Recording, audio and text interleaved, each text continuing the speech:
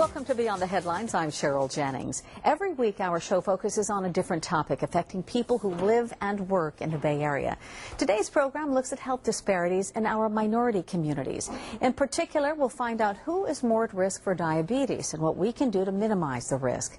But first, we're going to talk about the prevalence of hepatitis B in the Asian and Pacific Islander community.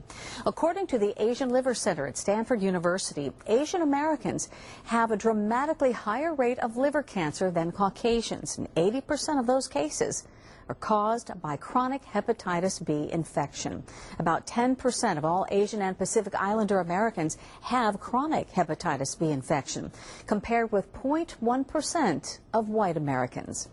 It's estimated 20,000 people in the San Francisco Bay Area are infected with this serious disease, and about two-thirds of them don't even know they have it. ABC7 Health and Science reporter Carolyn Johnson filed this report this past September. I'll talk to you later. Anthony Chu is a successful software developer for a San Francisco business, but 7 years ago he almost died from liver cancer. And I had a really bad stomach ache again, so this time was so bad that I had to go to the emergency room. So they gave me some medicine, and then they did some scans afterward, and that's how they found out. Deep breath, breathe in. It turned out Anthony had a huge tumor, half the size of his liver, but it hadn't spread. Stanford surgeon Samuel So successfully removed it.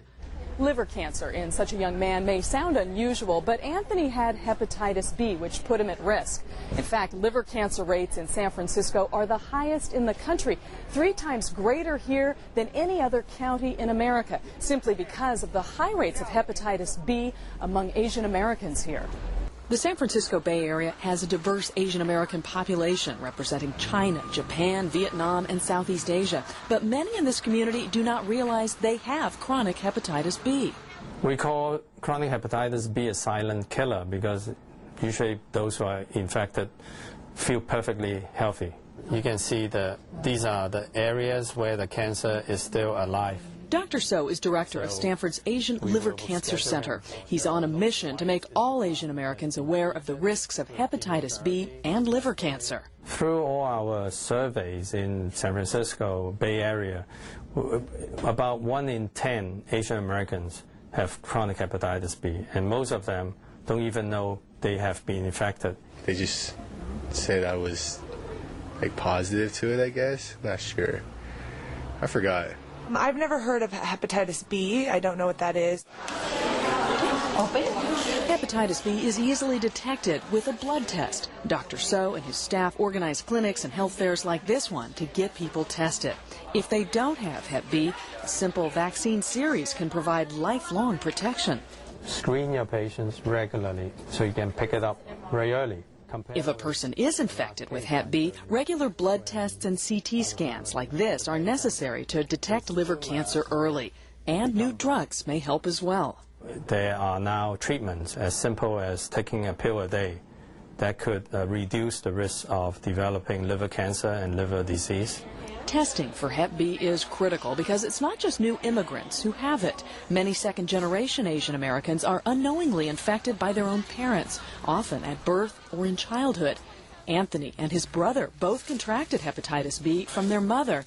Both he and his brother got liver cancer. 7 years after surgery, Anthony's cancer hasn't come back. So far so good. No recurrence at all. So I want to keep it that way.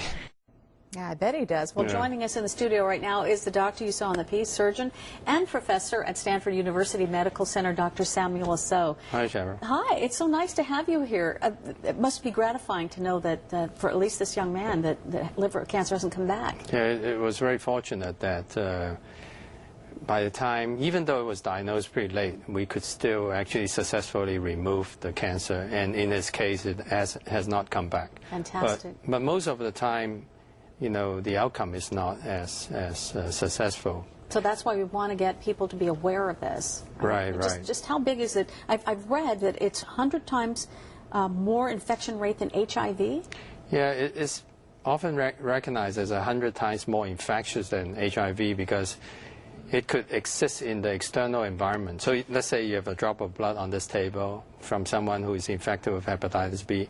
7 days later, you can potentially use that drop of blood to infect someone else. It's that contagious? So HIV, usually the virus will die within hours. Oh, my goodness. Okay. Yeah. All right, so that's the difference. Now, you mentioned that blood is a way of transmitting it. Are there other ways of transmitting it? Hepatitis B is transmitted the same way as HIV, from the mother to the newborn at birth, through infected blood, and through unprotected sex. Okay. So we need to get the education and the awareness out there. Right. I think if you talk to most people on the streets, they have no idea how hepatitis B is transmitted. Most people have a misconception hepatitis is transmitted by contaminated food, and that's a totally different virus. That's the hepatitis A. Right? Hepatitis A virus, which also could be prevented with a vaccine. Now, you mentioned earlier, you were talking about the young man on whom you operated. He survived, but the survival rate isn't very good. In this country, the overall chances of surviving liver cancer because of late diagnosis is about 10%. So it's actually one of the deadliest cancers in the U.S. So we have to do something about this now. How many people, how does that translate to in the Bay Area in terms of numbers of people who could die from this? Well, in the Bay Area, we actually have the highest incidence of liver cancer in the country. Is it because of the Asian population? Largely because we have like an Asian population in San Francisco of almost 35%. So Asian Americans in San Francisco is no longer a minority. It is becoming a major public health problem in this community. And it's so easy to predict who is at risk. It's a simple blood test which costs like $5–10. So and it can predict whether you would be at risk for developing liver cancer. And where would you go to have this done? Well, at the moment, in San Francisco, in partnership with the San Francisco Department of Health and the Asian Week Foundation, as well as scores of partners, including UCSF, CPMC, there are 7 standalone sites in the city where people can just walk in and get either free or very low-cost testing. And if they are not protected, they can get vaccinated. Now, you mentioned San Francisco. How about other parts of the Bay Area? In South Bay, we also have free screening at Asian American for Community Involvement. It's called AKI in San Jose. That also offers free testing twice a month. All right, and we're going to put all that information on our website for people as we want to get them. That'd be great, because a lot of people don't know about the importance of hepatitis B. It's like when you see a doctor, they get your vital signs, right? If you are Asian American, hepatitis B test is a vital sign, because Asian Americans are 3 times more likely to develop liver cancer, 3 times more likely to die from liver cancer. And if you just do a one-time hepatitis B test, it could predict whether you are at risk for liver cancer. Dr. So, thank you very much. Thank you very much. Information. Thanks. All right. We have much more information for you to supplement what you heard from Dr. So.